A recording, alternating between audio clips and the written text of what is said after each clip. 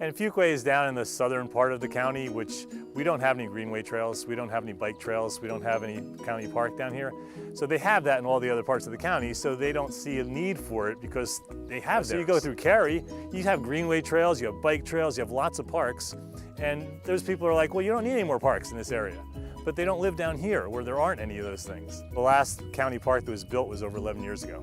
Fuquay wasn't really being grown out at that time, so there probably wasn't as much of a need for a park here. But during the last 15 years that we've been here, it's just booming.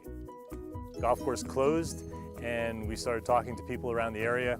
We actually had a developer come in here to talk about what he could do. And he said, actually, it's the fairways are pretty narrow, it's tough to build here, and there's a lot of wetlands. This would make an awesome park. And then we met with the former director of parks for Wake County, and he said, yeah, this would be a great park. I'd snap this up in a minute. So he introduced us to the Conservation Fund representative in this area, and he's like, yeah, this is exactly the kind of properties that we look for all over the country. Who cares if it's a defunct golf course, okay? The best part about it is that it was a golf course, so those owners, they put in all this money in grading the property, and putting in drainage, and putting in 4.5 miles of trails, and putting in a clubhouse and a maintenance facility, bridges across the streams. All those things are here for a free park. Right? So when they're talking about how many millions of dollars to build a park here, there's not really a lot you have to do. You know, clean up the trails.